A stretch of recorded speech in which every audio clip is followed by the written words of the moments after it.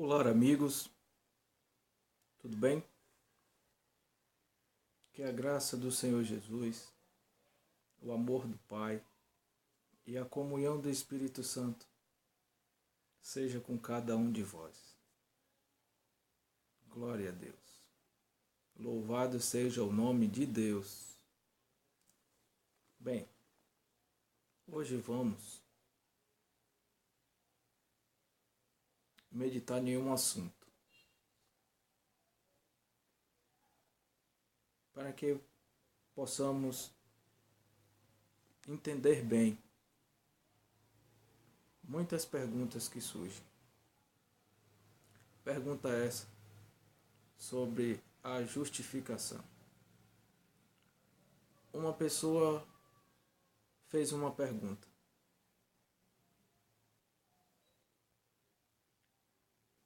se a nossa justiça é dito no livro de Isaías 64, no versículo 6, é comparado a trapo de imundícia.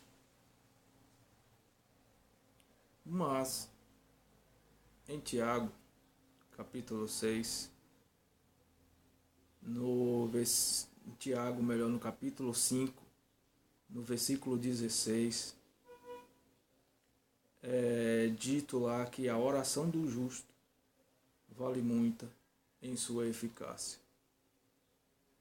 E agora, como entender que em Isaías 64 diz que a nossa justiça é como um trapo de imundícia, mas em Tiago, capítulo 5,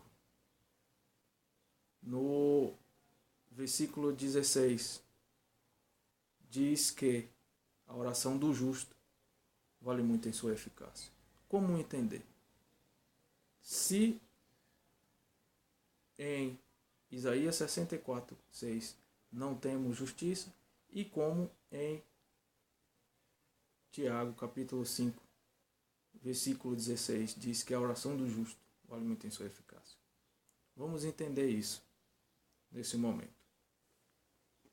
Vamos ler o versículo 6 do capítulo 64 de Isaías, que diz assim: Mas todos nós somos como um imundo, e todas as nossas justiças como trapos da imundícia. Mas por quê?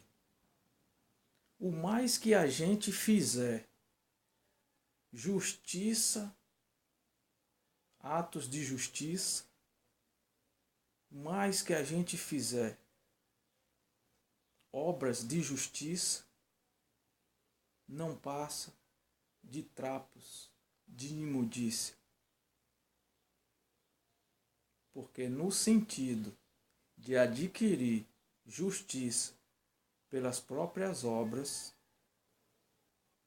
não passa de justiça de um ser caído, de um ser pecador. No versículo diz assim: todos nós caímos, e as nossas culpas, como o vento que nos arrebata. Nós caímos e temos culpa. E precisamos dessa paga, dessa culpa. E o homem, o mais que ele busque justiça pelas próprias obras, pelas próprias ações, até mesmo justiça pela própria lei, ela não tem o poder de nos justificar diante de Deus pela nossa culpa, que permanece. Aí, o que é que acontece? No capítulo 5, no versículo 16 de Tiago, diz a oração do justo. Aí já é uma fase da pessoa deixar as próprias obras, a justiça de si mesmo, pela justiça do Filho de Deus. Por quê? Porque como somos caídos e culpados diante da lei de Deus, requer um substituto que seja imaculado como a própria lei de Deus. E foi a segunda pessoa de Deus que se fez carne e habitou entre nós, para viver uma vida imaculada, sem pecado, e doar a sua própria vida com a sua justiça, porque não pecara, e aí doou a nós, pela fé no Filho de Deus. Quer ver? No livro de Filipenses, capítulo 3, no versículo 9. Filipenses, capítulo 3, no versículo 9. Está bem aqui.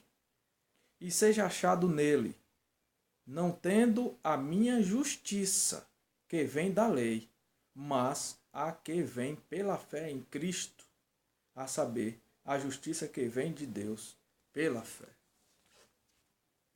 Então aqui Paulo está dizendo que não seja a justiça dele, que era pela lei, por observar plenamente a lei, porque ele era irrepreensível diante da lei, diante da Torá. E não é pela lei que vem a justiça. A justiça vem pela fé no Filho de Deus, que aqui tem justiça que vem de Deus pela fé. Essa justiça que os apóstolos, os discípulos dos apóstolos, os reformadores viveram. A justiça pela fé. O homem é justificado pela fé no Filho de Deus. Então, em Isaías mostra qual a situação do homem e a maneira que ele busca a sua justiça não passa de trapo de imundícia, porque somos seres caídos e culpados diante da lei, mesmo que a gente faça as maiores obras de justiça, são obras de seres caídos, de seres pecadores.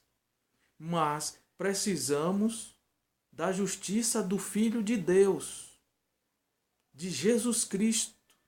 E aí, justificados por Ele e vivendo nele, praticando as mesmas obras de justiça que estamos praticando outrora, agora, obras de justiça justificados no Filho de Deus. E aí, a oração do justificado no Filho de Deus vale muito em sua eficácia. Como vemos na palavra de Deus, orações de homens santos, justificados por crer no Filho de Deus, Deus realiza grandes obras por meio desse indivíduo que crê no Filho de Deus. Por isso, todo ser humano que vive sobre a face da terra, que viveram e vão viver, precisa de um justificador. Ele precisa de um justificador.